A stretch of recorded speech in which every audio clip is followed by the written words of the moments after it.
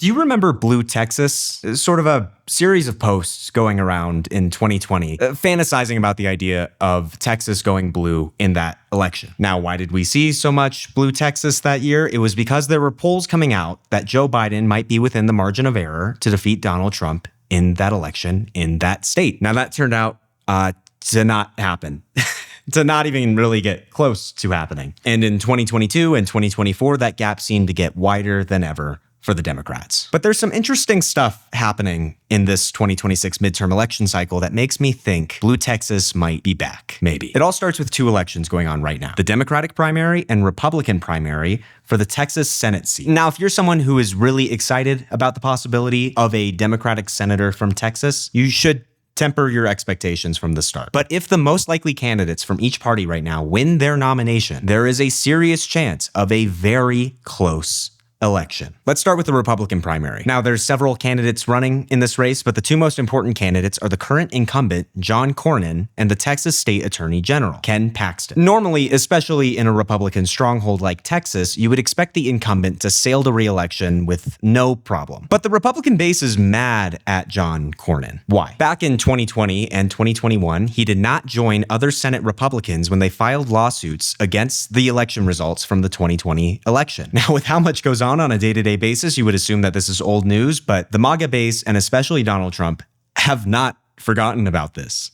And Donald Trump has refused up to this point to endorse John Cornyn. And it's left an opening for Ken Paxton, a MAGA sweetheart. You can see in this chart here from Silver Bulletin that in all possible matchups with all different candidates in this Republican primary, Paxton is leading the pack by a long shot. He's very in line with Donald Trump with the MAGA movement and has presented a very strong challenge to Cornyn in this regard. So why hasn't Donald Trump endorsed him yet? I think it's safe to say that Ken Paxton is facing a couple of scandals, to put it lightly. I've listed the following scandals out here. Forgive me for reading from the document. Paxton has allegedly cheated on his soon-to-be ex-wife, herself a member of the state Senate, with two different women. Second, to cover up the first affair, he allegedly abused his office to help a friend and real estate developer. In exchange, the developer hired Paxton's girlfriend and helped the two meet in secret while using a shared Uber account. Third, the Texas House impeached Paxton over these corruption allegations, although he was acquitted by the Senate in 2023. Fourth, and final, Paxton was also charged with securities fraud in 2015. The charges were dropped in 2024 after he agreed to pay $300,000 in restitution and complete some community service.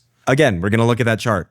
Ken Paxton is winning, but you can see how this makes him vulnerable in the general election. Now, if you follow Senate elections at all, this may remind you of the 2022 race. This was the last midterm that was defined by Joe Biden's unpopularity. Republicans won the House back from the Democrats. Despite this, Republicans actually lost a seat in the Senate. Now, you can argue this is because of very unpopular Republican candidates who made it out of their primaries to a general election against a strong Democratic candidate. If you remember Dr. Oz in Pennsylvania or Herschel Walker in Georgia, both were easily winnable races that year by Republicans, and they squandered their opportunity. But for that to be the case, we need the second half of that equation to be correct: a strong Democratic candidate. So who's running in the Democratic primary? Again, we have two candidates who are really fighting it out. We have House Representative Jasmine Crockett and State House Representative James Tallarico. Jasmine Crockett has made a name for herself on the national stage with Democratic voters, and she excites the base. Recent polling from the University of Texas showed Jasmine Crockett beating James Tallarico by 12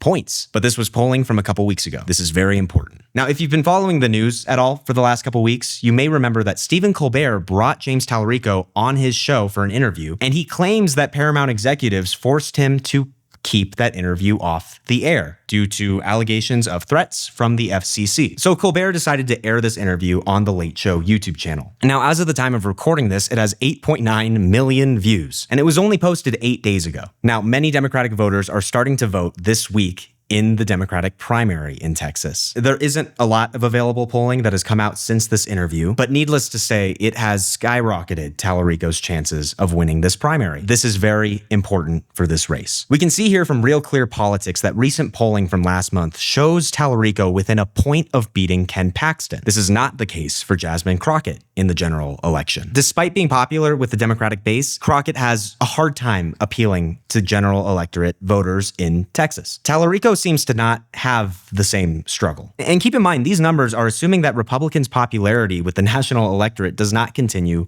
to go down before November. I think the smart money would say that this unpopularity trend will continue. What happens then to this race? Combine this with the recent House redistricting in the state of Texas, which is now facing a real possibility of being considered a dummy-mander instead of a gerrymander. In case you don't know, this is a term where maps are gerrymandered to benefit one party, but end up doing the opposite. Many of these new House districts that were gerrymandered in the state of Texas were assuming that Latino support for Donald Trump would continue to stay at levels that it was at during the 2024 election. Recent demographic polling has showed that this is no longer the case. In fact, it's far from it. So with the possibility of Democratic gains in the House in Texas and a Democratic gain in the Senate in Texas, the idea of a blue Texas maybe isn't as far away as we think it is. But again, this is just one of many possibilities. I just think it's important to point this out and show how real of a possibility this is when compared against the video from 2 days ago, which you can watch up here. This was the video where we talked about the California gubernatorial race. And the idea of a Republican succeeding in that race in any meaningful way is considered a joke by every political insider within that race. When the Republican strongholds are struggling like we're seeing now,